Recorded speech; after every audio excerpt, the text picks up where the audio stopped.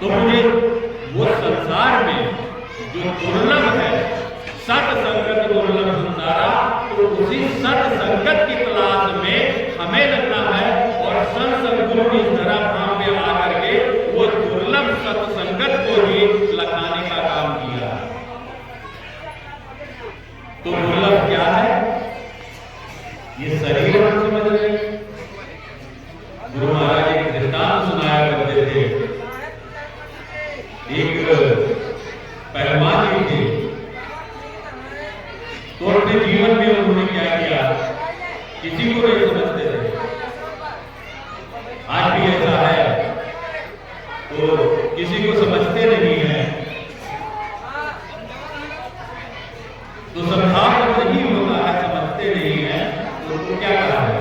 पहलवान जी अपने जीवन का आगे पहलवानी थी उनके शरीर, तो किसी को तो समझे नहीं। जब उनका आखिरी समय, अंतिम समय आया, तो उनकी शरीर स्थिर हो गई, और जब शरीर स्थिर होने लगी तो परिजन जो कुटुंब होते हैं, परिजन होते हैं,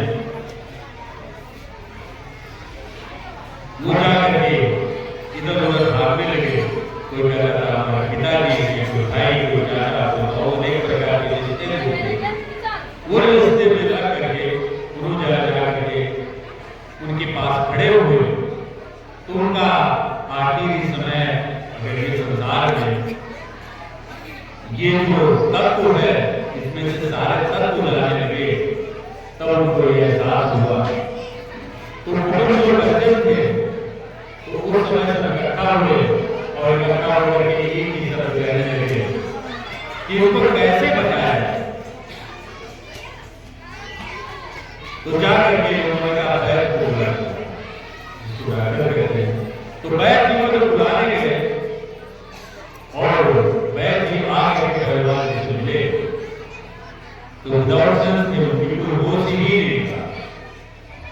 तो आकर के जैसे उन्होंने नमक पकड़ा, तो नमक पकड़ते ही उन्होंने बता दिया कि भाई अब उनके अंदर कुछ नहीं है, अब उनका समय आ चुका है, अब ये जाने की तैयारी कर रहे हैं, तो जाने दीजिए, और जो जाने वाली क्रियाएं हैं उसको आपको चालू करो। जब इतना उन्होंने कहा, परिवार का काम आने वाला होता है, उन्होंने कहा कि वैद्य जी आप कोई औषधि ऐसी दे दीजिए जिससे हमें संतोषी मिले। जब संतोषी की बात करने लगे वो, और उनको संतोषी मिलनी चाहिए, वैद्य ने कहा ठीक है। उन्होंने कोई एक सी औषधि, एक सी दवा दे दी। उन्होंने कहा चम्मच में डाल के मुंह में, और जैसे चम्मच से उठा करके उनके मुंह में डाला, थोड़ी देर के बाद में पहलवान जी बड़ी तेज से खड़ा के हंसने लगे। पूरा कुटुंब कहने लगा कि वैद्य आज तो मैं यही कह रहा था और यही कह रहे थे।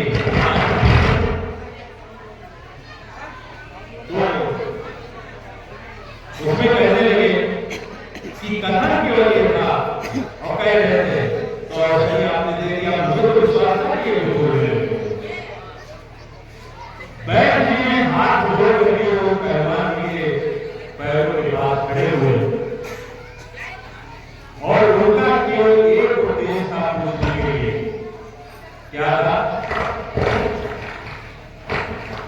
कि आप ऐसा कुछ बता दीजिए कि ये आप हंसे क्यों। वो केवल इतना पूछ रहे थे कि आपको हंसी क्यों है, पहलवान जी। और जब वैद्य जी पूछने लगे, पहलवान जी के मुख से आवाज निकली कि वैद्य जी अब इसको ध्यान किया करो, इसको आप मत जाने। कोई डॉक्टर आ जाए तो उससे ये पूछना है कि इसको मत जाना, चलिए नहीं आप मुझे बताओ,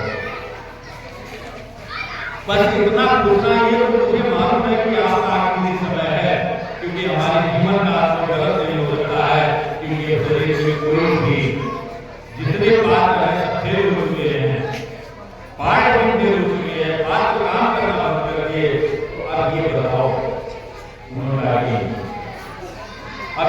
हंसने आए तो मैं बता दूं मुझे हंसी क्यों, और पूछना उनका क्या था कि आपको हंसी आई तो क्यों आई, क्योंकि मुझे भी मालूम है किसी बात को सोचे। उन्होंने कहा जी मुझे हंसी इसलिए आई कि यही बात हमारे है जिनको मैं समझता नहीं था, कितने के तो हाथ पैरों को मैंने तोड़ दिया, और जब निकलता था बाहर तो ये फॉर्मली के रूप में हमारी गिनती होती थी, कोई किसी को मैंने समझता था, सामने नहीं आता था। आज इस बाजुओं के ऊपर, इन हाथों के ऊपर मुझे शर्म आके हंसी लगी कि जिनको मैं अपना ही समझता चलाया, आज मुख में मेरे भक्ति बना रही है, ये हाथ उठा करके मुख से भक्ति को और उस भक्ति को ये हाथ नहीं निकाला,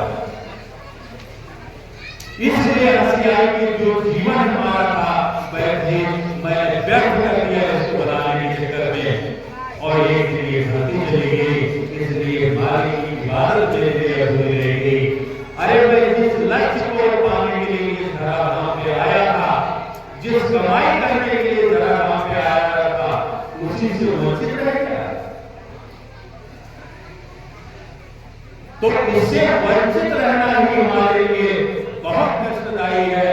तो संतों ने कहा ये दृष्टांत सिद्धांत हुआ हुआ है कि हम इस धराधाम पे आए हुए हैं, तो हमें ये ढलना है।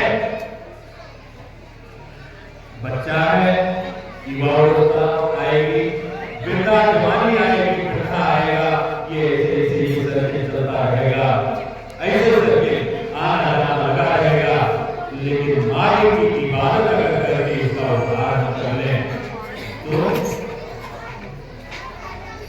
तो हमारे जीवन का उद्धार हो, तभी हमारा जीवन सफल हो पाएगा, तभी हम। तो संतों ने केवल एक ही बखान किया है इस मार्ग तक पाने का कि इसको हमें कैसे उस मालिक तक पहुंचाना। तो मालिक तक पहुंचाने के लिए उन्होंने रास्ते बताए। तो हमारे इसलिए ये दुर्लभ संसार, सत्य संगत दुर्लभ संसार। सत्य क्या है? अब हमें सत्य की तलाश करना है। इतनी संगत बैठी हुई है, सारे लोग बैठे हैं, सब क्या उपाधि दोगे इनको, क्या कहोगे? एक हो गए सत्संगी बंधु आए हैं, अगर आपसे पूछे तो आप यही कहोगे, क्या कहोगे? सत्संगी कहोगे ना। तो सत्य के संग ये ना, और कल के एक रजाई के चक्कर में रात में झगड़ा हो जाए ना, तो ये दूसरे बोलोगे नहीं, बात करोगे। असत्य, सत्य में कभी असत्य नहीं आ सकती है, इसलिए सत्य की तलाश करना हमारे लिए बहुत मुश्किल काम। संतों ने बताया वासांश जीर्णानि यथा गया, और उस सत्य को ढूंढना है। सत्य क्या है? ना वो मरती है कभी, केवल 5 प्रकृति, 25 गुण, इंद्रियां, चित्त की वृत्तियां,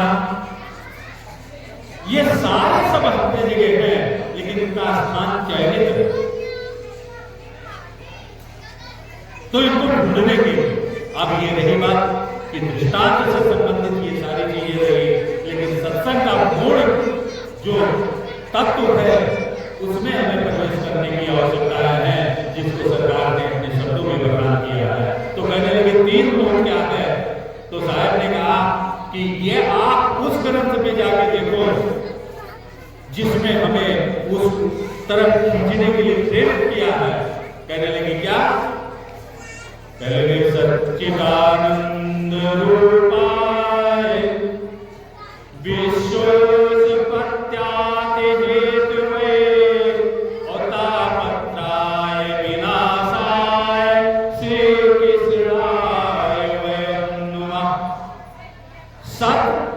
चित्त आनंद, और इनका स्थान कहां है? सतोगुण, रजोगुण और तमोगुण, ये तीनों में ये बंधे हुए यही 3 है। तो उनका चौथे में इनकी तलाश करने की क्या है? साधना के तौर पे हमें जाना है। उन्होंने कहा भाई इसके अंदर आपको जाना पड़ेगा, इसमें इसमें प्रवेश करना पड़ेगा। अगर इसमें नहीं प्रवेश करोगे, ये स्थूल को छोड़ करके ये साधन मिला हुआ है, सफर किसमें करना है? ये सफर तो बाहर की दुनिया, जहां तक दो नेत्र देख रही है वहां तक सफर है। लेकिन जब ये पलट करके हम इस दुनिया में प्रवेश कर जाए